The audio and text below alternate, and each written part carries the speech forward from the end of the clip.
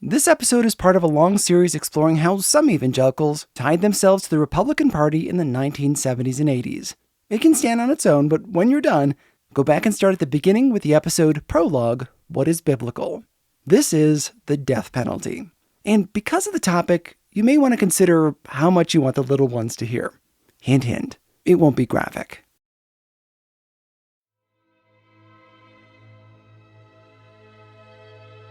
In New York City in 1977, 6 people were killed and 7 more wounded with a .44 caliber revolver. A serial killer, a monster, targeted females with long brown hair. Hundreds of women who fit the profile dyed their hair blonde, cut it short, or stayed home at night. On October 10, 1977, a postal employee named David Berkowitz was arrested and charged with the murders, earning the nickname Son of Sam, believing his neighbor was a powerful demon, and the neighbor's dog was convincing him to kill. Then, there were the airline hijackings. Before 1968, there were essentially very few airline hijackings in the U.S., less than a dozen. From 1968 to 1972, there were more than 140. This is John Wigger, professor of history at the University of Missouri, and author of The Hijacking of American Flight 119. 140 in 4 years. That's a huge number of hijackings. So in 1968-69, most of the hijackings were to Cuba for various reasons, but they weren't as overtly political as most people assume. They were also peaceful. No passengers died.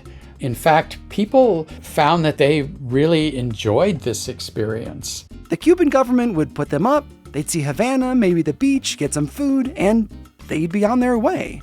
But vacations never last forever. Hijackings really morphed in 1970, 1971, and began to become more extortion hijackings in which people asked for money.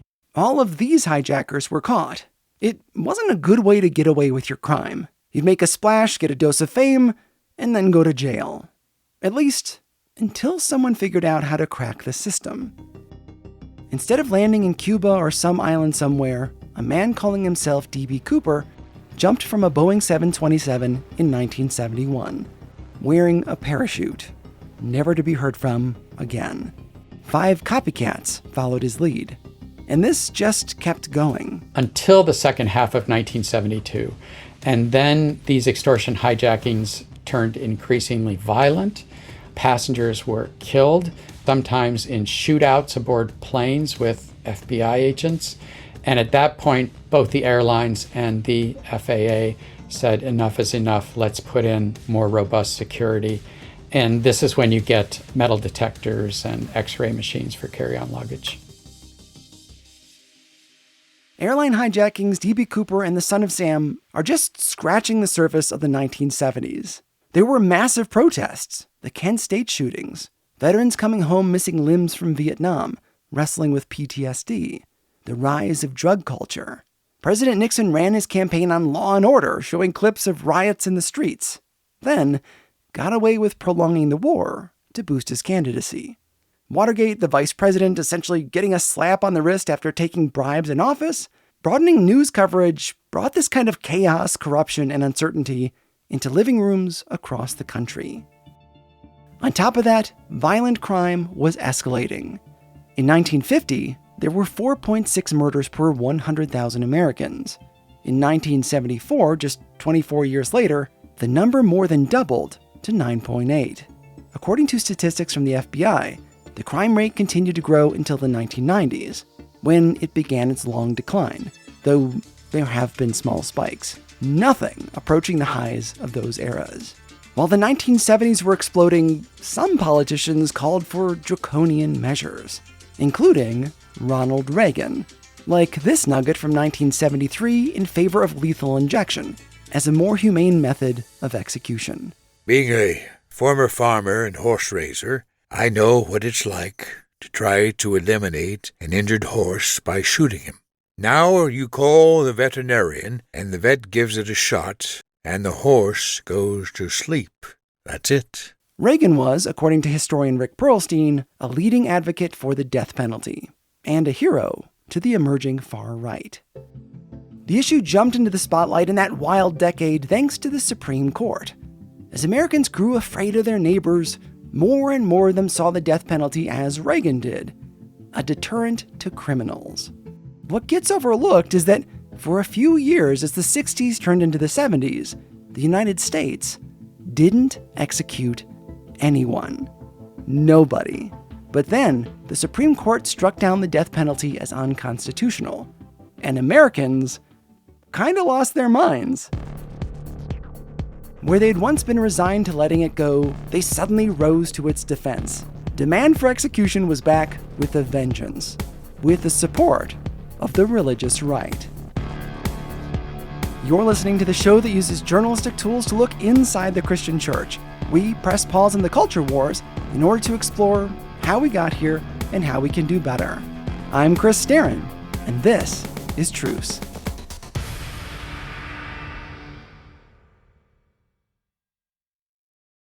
Let's meet our guide for the episode today. Sure. My name is Maurice Shama. My position is that I'm a staff writer at the Marshall Project, and I'm also the author of the book, Let the Lord Sort Them, The Rise and Fall of the Death Penalty. And a really nice guy. I could have talked to him for hours. Anyhow, let's rewind really quick before the United States was even a country.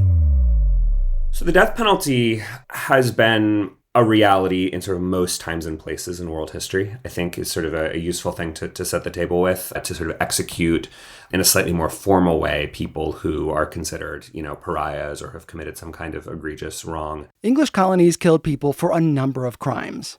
To quote one historian, this could include, quote, treason, murder, manslaughter, rape, robbery, burglary, arson, counterfeiting, and theft. Depending on the state, it could also apply to blasphemy, sodomy, or poaching, though executions for those were rare. By the time of the American Revolution, post-Enlightenment in Europe, there was more and more debate and ambivalence about whether this is something society should be doing. So the United States, to be sure, was carrying out lots and lots of executions. It was also carrying out lots of lynchings, particularly in the slaveholding states. Though there are obvious questions about whether or not to count those as capital punishment because due process was not a priority for lynchings. For most of recorded history, there wasn't a lot of controversy over the death penalty. By the 1760s and 1770s, it was becoming a topic of debate. James Madison thought we should do away with it altogether. Jefferson and Franklin agreed it should only be acceptable for murder. From there, it kind of yo-yoed in popularity. On again, off again. So we think of the death penalty as this reality that's always there, always in America. But there are states, including Michigan and Wisconsin, that abolished the death penalty in the mid-1800s, right? And there are states that had the death penalty on the books, but for decades just never executed anyone. Generally in places where conservative Christianity was not heavily represented. Conservative Christians tend to embrace Old Testament laws about putting criminals to death, while others argue that a new covenant applies. It's really too much to get into. We have a long way to go. Some of that yo-yoing has to do with changing ideas about humanity. In the late 1700s, when the Founding Fathers were doing their thing, people in the British colonies saw criminals as similar to themselves. All have sinned and fallen short. That person on the gallows could easily be me. Urging repentance was vital. There's a reason jails were called penitentiaries. They were to be sites of penance, which is why ministers often played a public role in executions. To call people to learn from the lessons of the criminal being put to death and to prepare the condemned person's soul for the hereafter. But by the late 1800s and the Progressive Era, the average person started to view themselves as virtuous. Criminals were seen as alien. With an increase in prisons, the focus came about reforming criminals. Scientific studies started pointing towards genetics as a cause, feeding into the eugenics movement.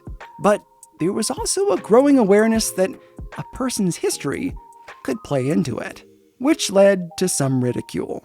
One newspaper put it this way in 1899. Science, the final authority, has long since decreed crime to be a disease. Accordingly, when the man killed his wife and children, his friends were very apprehensive for his health. In no small anxiety, they awaited the progress of the malady. But the next day, the man killed only his grandmother and one of the servants. It was plain that he was mending. The attending physician issued hopeful bulletins, predicting that within a week or so, the man wouldn't be killing anybody to speak of. The mocking didn't stop people like Clarence Darrow, who you might remember from the Scopes trial, from arguing that heredity and environment alone caused crime. Nothing else. And that was science. There has been a massive amount of flux state to state, decade to decade, over the course of the entirety of American history. So then you get to the 1960s and 70s, and that's where I think that ambivalence really reaches a head and becomes this massive public conversation, really more so than at any prior time. Oh my goodness, yes. We're going to make a big jump in time here, from the Progressive Era to the 1960s, when American opinions on the death penalty were in flux. We were surprisingly opposed to it. I mean, there were certainly plenty of people who supported it, but opposition to the death penalty was well over 50%. Coming out of World War II and the Nazi death camps, there was certainly more queasiness around the idea of just governments taking human life because it had been taken to such a horrific extreme in World War II. When America invaded Vietnam, there was a lot of death and a lot of questioning of the government's role in sort of making these life and death decisions. So there's a lot of ambivalence. And the way that played out was that the death penalty was, officially the law of the land in many states. But as you get into the 1960s, fewer and fewer people year by year are actually being sentenced to death in courtrooms and executed in prisons. In 1935, the government executed 199 people. By 1961, it was less than a quarter of that, only 42. A year later, just 21. Remarkably, starting in 1968, for 5 straight years, there were no executions. 0. Ironically, the less we're using the death penalty, the less people support it because it just seems irrelevant to their lives. And I think that is where we were at in the 1960s. That's not to say crime was going down. It wasn't. Again, violent crime climbed for decades, peaking in the 1990s, and has gone down a lot since then. And the reasons for the rise have been debated a lot by scholars. It's not a clean story. It was the age at which members of the baby boomer generation were becoming teenagers and young adults, which is the kind of peak age for people committing crimes. And so if you have just a sheer population boom in that age bracket, you're going to see some more crime. But you're also seeing just more social upheaval, less trust of police and social institutions. It's the 1960s, right? I mean, that's a kind of a familiar story. There's more drug use. There's more civil rights protests that are leading to, riots in major cities.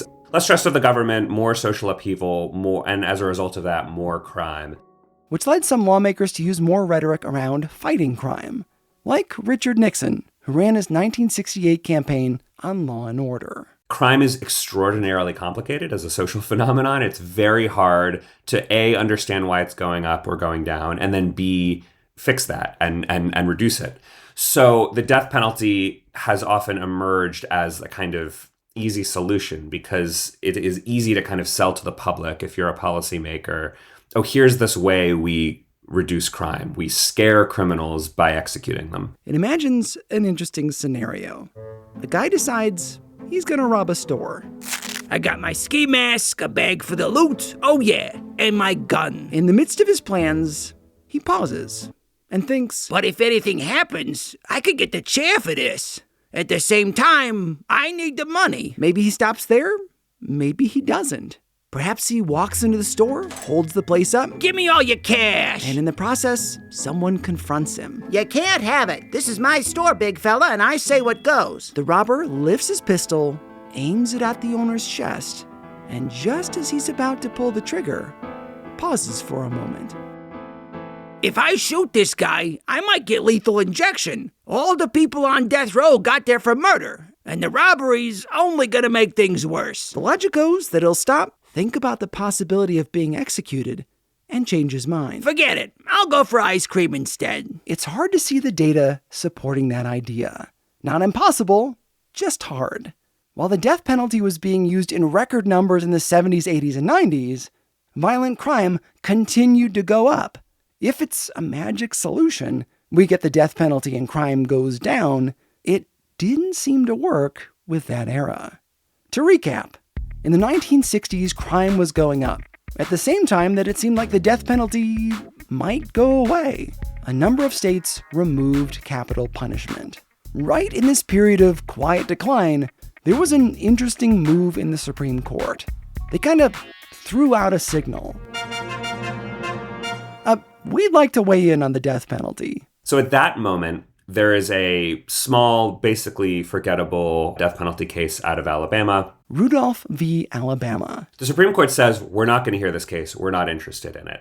And one justice writes this dissent that says, I really think it's time for us to look at the death penalty. And the tone and the sort of implications of that dissent, as it is read by civil rights lawyers, is why don't you bring some cases to us that show off just how unjust the death penalty is and kind of give us an opportunity to strike it down. 3 justices thought that the death penalty should be considered. Specifically, the ban in the Constitution on cruel and unusual punishment. This question of, is the death penalty cruel and unusual punishment? So those who wanted to challenge the death penalty, including civil rights lawyers, went looking for cases. Cases to take before the Supreme Court to challenge capital punishment.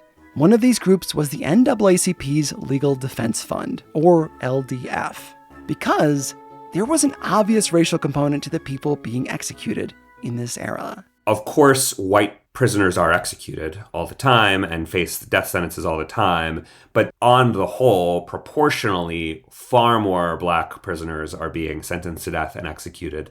The system is sort of rife with racial injustice sort of at many different turns. So it's infected by a racism that maybe influences the police, the prosecutors, the members of the jury, the judges. The stats back up their concerns.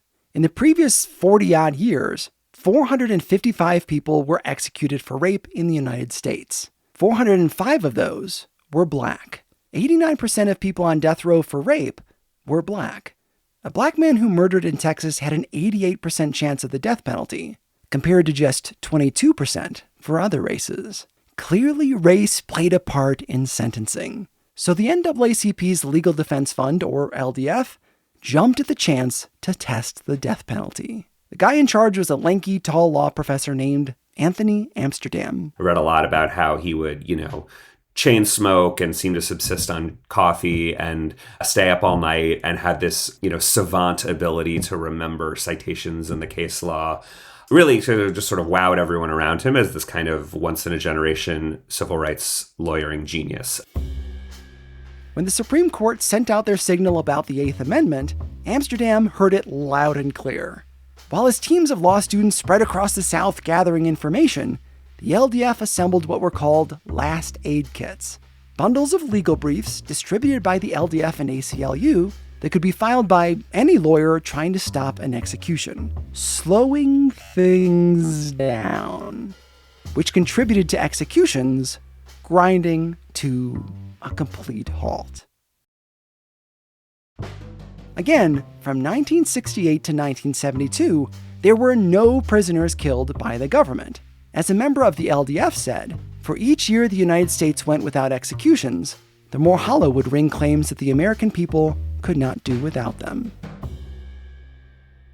So the LDF set out to find the right case, the one to strike down capital punishment. And, spoiler alert, they're gonna find it. They will, and they're gonna win. But the story isn't gonna stop there. When we return, the case that stops the Grim Reaper, and another that brings him back. I'll continue the story after these messages. While you listen to the ads, why not take a moment to leave Truce a 5-star rating and a positive review in your podcasting app? You know how people today are driven by reviews. When was the last time you went to a new town and rolled the dice on a restaurant? Just went in blind. The same is true for podcasts. People are looking for good reviews. So if you like the show, why not type a few sentences to help me out? It's greatly appreciated. Okay, here come the ads.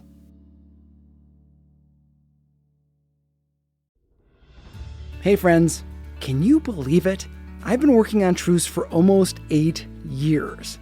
Weekends between shifts driving a school bus and, for the last year, doing this project full time. Thank you so much for your support along the way. I'm reaching out to remind you about a fundraiser I'm doing. I'm continuing the same goal I've had for years, $40,000. With that money, I can afford to finish season 6 and start work on a very ambitious season 7. Truce is covering material no other Christian podcast will touch. And it's doing it in an entertaining, intelligent, and researched way you don't see a lot in this market. If you love Truce, now is the perfect time to help out. You can learn how at trucepodcast.com/donate. The link is also in your show notes. That's trucepodcast.com/donate. Thank you for listening, for your prayers, and for your support. Now, let's get back to the show.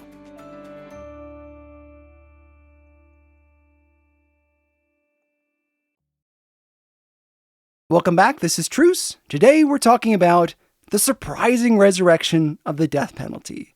But first, its near-death experience through the Supreme Court case Furman v. Georgia. Let's take a brief look at this case. In 1968, a black man named William Henry Furman attempted to rob a house in Savannah, Georgia. He was surprised by the owner of the house, a white man named William Joseph Mickey Jr. Furman later claimed that he tripped over a wire, causing his gun to go off, propelling a bullet through a plywood door, killing the 29-year-old father of 5 on the other side. Furman was found to have mental challenges. That complicated the case. Plus, with a jury of 11 white people to 1 black person, there were questions of racism in his sentencing. Death by electrocution. His case percolates through the courts and for complex legal reasons happens to be the one that kind of lines up and that the LDF in New York decides to file at the Supreme Court asking them to take it. There's also a few other cases they bring too, another one in Georgia and one in Texas. And they go to the Supreme Court and say, well, we've got this small cluster of death penalty cases that we think show the death penalty is violating the Constitution. Specifically, the 8th Amendment. As a refresher, here it is.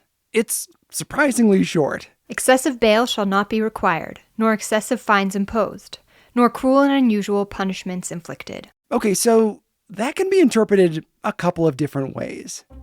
Is the electric chair specifically cruel and unusual? A firing squad?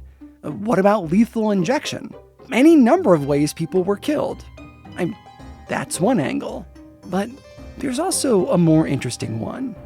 Is it possible that the process by which the death penalty was determined was cruel and unusual? Think about it. When it comes to a death penalty case, it's not a judge who does the sentencing, like in a lot of other crimes. For a death penalty case, the juries not only find the defendant guilty or innocent, they also decide their fate. And juries are made up of normal people. These generally aren't legal scholars. They've probably never had to weigh in on life or death for anybody. What kind of guidelines were in place to help normal people make such a big decision? In the Furman case, there were none. So the LDF sees a way to present this, the lack of guidance, as cruel and unusual. Being sentenced to death, they argue, is really random.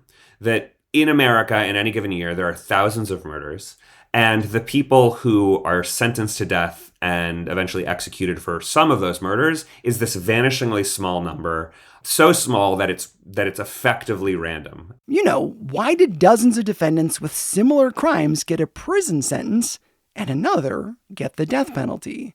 Really, because the defendant got the bad luck of having those 12 jurors. Maybe a different group of people would have thought differently. It's a little random. To the extent that it is not random, it seems to have real problems of racial equality. That, the random few guys who do get sentenced to death, more than their share of the American public, they are black. So also, this is discriminatory. Does that violate the 8th Amendment? Anthony Amsterdam, the chain-smoking Jewish lawyer from the NAACP LDF, argued that case. And he won. Clearly the case was discriminatory. Clearly juries needed guidelines when making such an important decision. As Justice Stewart wrote, I simply conclude that the 8th and 14th Amendments cannot tolerate the infliction of a sentence of death under legal systems that permit this unique penalty to be so wantonly and so freakishly imposed. Furman was decided in the LDF's favor, but there was a lot of disagreement among the justices. The thing is, you have 9 justices on the Supreme Court, and each of them wrote their own opinion, which made for an incredibly lengthy decision and an incredibly convoluted and confusing answer to the question of what happens next. What happens next? Do we just let all death row inmates off and start over? What do we do with all of this? The decision itself said, we agree with Anthony Amsterdam that the death penalty is basically random. One of these justices compares it to being struck by lightning, right? That of all the people who commit murder in a given year in America, the few who get sentenced to death, it's like they got struck by lightning. But it does not go so far as to say, at least the majority of the justices do not go so far as to say the death penalty can never, ever exist again. It can never, it always violates the Constitution. They just say the problem is the current laws and the fact that the people making decisions over the death penalty, i.e. the jurors, are not being given any guidance at all, which is what's leading to these completely random outcomes. So there needs to be a system, some kind of guidance, right, for these jurors as they weigh death or life for these particular murderers. They needed guidelines. Until they got them, the death penalty, at least the version they'd had up until then, was unconstitutional. Remember, the death penalty was not popular before this decision. It was hardly used at all. But once the Supreme Court struck it down and it looked like it might go away, the public freaked out. Let's put that into perspective. Now that criminals were taken off of death row, that meant that Charles Manson was getting a lesser sentence. Not to mention Sirhan Sirhan, the man who killed RFK Sr., two of the most notorious murderers in American history. People on the right, like California Governor Ronald Reagan, did not love this. Manson, in the eyes of some, was America's main symbol of evil. Who was he to get a lesser sentence? Before Furman, only 49% of Americans said they were for capital punishment. After the case, it jumped 8 points to 57%. And the South argued, what? What does the South argue? Come on, you can guess this. They argued the ruling encroached on states' rights. States' rights. Just like Brown v. Board of Education and just like integrated school busing. So legislators all across the country started scrambling. The death penalty went from being this sleepy topic to front-page news. The states now had this balancing act. They had to meet public opinion, which suddenly demanded capital punishment, and find a way to write laws that passed muster with the Supreme Court. Remember, all 9 justices had opinions. They needed to write laws so that they would appeal to at least a majority of them. And what that does is it forces lots and lots of state legislators in, more than a dozen states to go back to the drawing board and try to write new laws that somehow satisfy the Supreme Court's new feelings about the matter. In his book, Maurice walks readers through this process using the lens of Texas. Texas, over the next 50 years after that Furman decision, really does become the epicenter of the American death penalty. Since the 1970s, since the story I've been telling, there have been about 1,600 executions in the United States, and Texas has been responsible for about a third of them. And Texas is a very big state, obviously, but it is not a third of the United States. If one state is performing a disproportionate amount of executions, we should probably understand why. Texas has always had an idea of itself, I would call it, a mythology about the way that Texans are. And some of this comes from the fact that the state was settled by these sort of homesteading folks who came from other parts of the South and had these ideas about freedom. In some cases, this was the freedom to maintain and practice slavery, of course. They settled this, what was then a part of Mexico. They had a sort of siege mentality. Maurice wrote that they had Mexicans to the south, Comanches to the west, Republicans to the north, and most alarming, the blacks among them. Which created, as he put it, an, quote, identity forged in fear, end quote. Lynching became a regrettable part of the culture, not just for black people, but Mexicans as well, while Texans attempted to protect their white, southern way of life. Now, in the 1970s, rebel Texas wanted to bring back the death penalty after the Furman case. You see kind of 2 major camps. One set of states says, well, what if we just gave everybody who committed a certain kind of murder the death penalty? everybody who kills a police officer, everybody who kills a child under 10. Which sounds harsh, but it would solve the problem of randomness. Instead of some people getting executed, all criminals beyond a certain threshold would be executed. But that style left no room for mercy, something the judges were definitely interested in. Meanwhile, Texas tried to find their sweet spot. And what they come up with is this kind of strange middle road. 3 questions to guide a jury. If the answer came out a certain way, the defendant would get the death penalty. So 2 of the questions are kind of throwaway and not that important. And would later be removed. One is, was the murder unprovoked? And the second question was it deliberate? By the time you found someone guilty, you've likely already answered yes to both those questions. The one that stuck around, and honestly, the one that's perhaps the hardest to prove, was the third question. The jurors have to decide, quote, is there a probability that the defendant would commit criminal acts of violence that would constitute a continuing threat to society? That is a long string of words to say, is this person going to be dangerous in the future? Do we need to execute him because there's a risk that he's going to kill someone else? These were the 3 questions, later boiled down to one, that the Texas legislature set up to comply with the Supreme Court. They were included in a new law passed in 1973. What happens is all of these different states that have brought back the death penalty, these different laws, kind of test those laws in the sense that they start sentencing people. New murders start, tragically taking place, and they go through the court system, and each state gets to kind of try out its new law. Anthony Amsterdam and the LDF returned to the Supreme Court to put these laws on trial. Not an easy task, because the laws were not all the same. They were bundled together and collectively called Gregg v. Georgia. Now, Anthony Amsterdam had a new hurdle. In the Furman case, the one we covered earlier, the LDF was able to argue that these laws were unjust because they were so random or discriminatory. But now, the states had tried to fix that with mandatory sentencing or those 3 questions. So they weren't really random anymore. Well, it wasn't going to work with the justices this time. They are not willing to go with Anthony Amsterdam's claim that all of the laws are unjust. They basically say, well, you can't really have it both ways. You can't say that there's too much discretion that juries have with these lists of factors. They're given too much choice, but on the other hand, not enough choice in these cases where it's an automatic death penalty, right?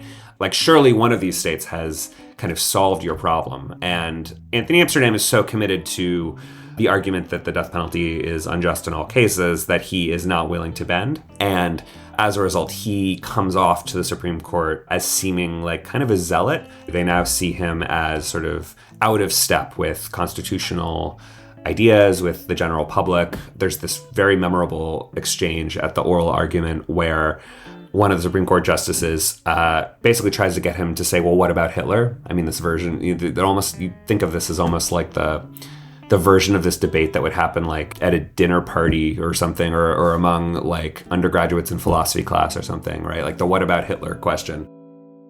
It didn't stop with Hitler. I mean, it rarely does.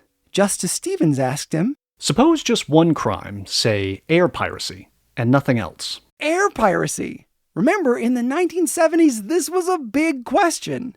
Something that really happened. Planes were being hijacked. And you thought I included that stuff at the beginning just because it was interesting. It's also relevant. Anyhow, Stevens continued, would your argument about total discretion render such a statute unconstitutional? These questions about Hitler and air piracy put Amsterdam in a bind. If he said that all the laws were unconstitutional, he'd likely lose the case because it no longer fit with public opinion or the opinion of the justices, some of which were not the same people who heard the first case. But if he said that the death penalty was fine in certain cases, he might have to give them an example, and some prisoners would be put to death. Stand fully against the death penalty and lose, or play the middle ground and people could die.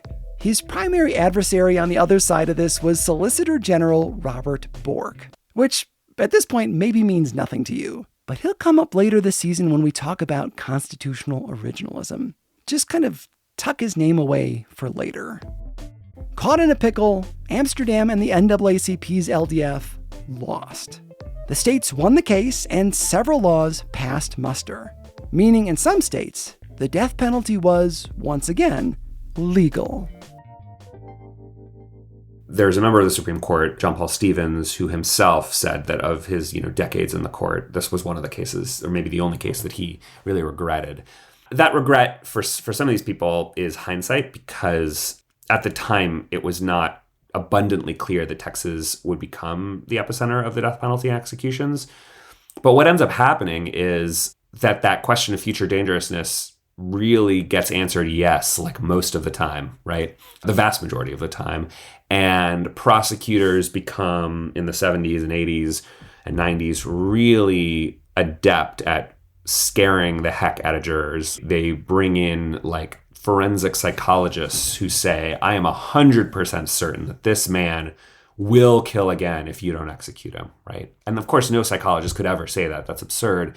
But nobody stops them from saying it. Those cases get debated at the Supreme Court, and ultimately they're allowed to say these things. And that just creates this sort of pipeline to death row. And of course, plenty of people don't get the death penalty. There's, it's not 100%, but it ends up looking like a pretty, what lawyers would call a mandatory death penalty system. Gregg v. Georgia was decided in 1976. 1976.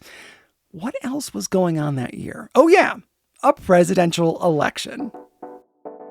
In the Republican race, you had the incumbent Gerald Ford, who faced a challenge from Ronald Reagan. Reagan was all for the death penalty, favoring lethal injection. On the other side of the aisle was Jimmy Carter, and Carter's team really didn't want to weigh in because he only supported execution in limited circumstances. Not a popular stance. And he needed to carry the South again in 1980. The South carried out a disproportionate number of executions. We could say that was about race, but according to historian Stuart Banner, whites were now just as likely to be executed as blacks because of the new rules. Instead, it likely had to do with the fact that the murder rate was higher in the South. Between 1976 and 1998, while violent crime was on the rise across the country, the homicide rate in Texas, Louisiana, Arkansas, and Oklahoma was 3 to 4 times higher than it was in New England, and 3 times higher than in the northern Midwest. The South simply had more violent crime, and thus more opportunity to use the death penalty. So, if you're gonna try and court the South as Carter and Reagan did, you best not trash talk capital punishment.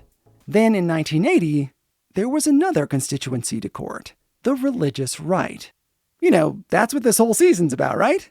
The death penalty became one of many issues championed by evangelicals with large followings. You can see this clearly in Jerry Falwell's book, Listen, America! It has to be yelled out because there's an exclamation point in the title. It would be rude to do otherwise. Falwell wrote, There's a great debate going on regarding capital punishment. Today in America, we kill babies and protect criminals. The death penalty is a deterrent to crime. I'm just going to interrupt for a second. Now, remember, that's really hard to prove or disprove. But the fact that there were still murders in the U.S. after the death penalty was reinstated would at least suggest that it's not the magic bullet that some people claim it is. Okay, back to Falwell. In the book of Romans, in the Bible, we find in chapter 1 that God has given government the responsibility and authority to punish by death. For rulers are not a terror to good works, but to the evil. Wilt thou then not be afraid of the power? If thou do that which is evil, be afraid, for he beareth not the sword in vain. By the way, he's actually quoting Romans 13, not chapter 1. It's probably a typo, but he quotes it 3 times in his book, so it's kind of a favorite. You get the point. Then there was Tim LaHaye, who, and we'll spend a lot of time talking about him soon, was also a big part of the religious right. In my opinion, much bigger than Falwell. He co-wrote the Left Behind series, as well as a lot of lifestyle and end times books, but also helped found the Council for National Policy. LaHaye wrote a list of topics that moral majority members should ask politicians before endorsing them. This was distributed by the moral majority and is also in Listen America. Point I is, Do you favor capital punishment for capital offenses? also included on this list are several questions favoring tax exemption for churches and church-related academies, one about the Equal Rights Amendment, and prayer in schools. And, should the government have the right to kill people? Then there was the New Right. A candidate for governor of California who worked with the New Right's Richard Viguerie sent out a, quote, open letter to the criminals of California, printed in newspapers. It read, We, the law-abiding and peaceful citizens of California, do hereby declare all-out war against you who have been literally getting away with murder. We are sick and tired of the soft-on-crime judges and bleeding-heart reformers who have time and time again set you free to make victims of our friends and families. I include that to remind you about the New Right. Falwell was the public face, and LaHaye was critical behind the scenes. But the New Right guys were the money, the strategy, and, I think you can argue, the masterminds behind the religious right. The death penalty gets lost in the buzz around feminism, segregation academies, tax policies, and abortion. But this was part of the agenda for evangelicals who wanted to tie themselves to the GOP. It's one of the reasons they supported Ronald Reagan, and its legacy is still very much with us. The country has ping-ponged on capital punishment since before we were a nation. We've had our times of mercy and our eras of retribution. We've gone from using executions as an opportunity to draw people to repentance to now seeing it as both a way to deter crime, even though that claim is dubious, and as a way to give comfort to the victims' families. In short, the 1970s were a time of upheaval with rising crime, airline hijackings, corruption at the highest levels of government, and people responded by seeking a harsh form of justice over mercy or rehabilitation. And the religious right codified it in their marketing.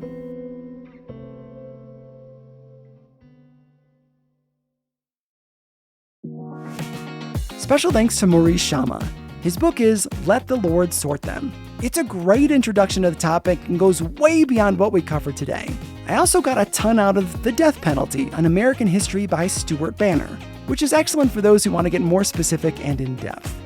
Thanks also to John Wigger. His book on airline hijackings is called The Hijacking of American Flight 119, How D.B. Cooper Inspired a Hijacking Craze and the FBI's Battle to Stop It.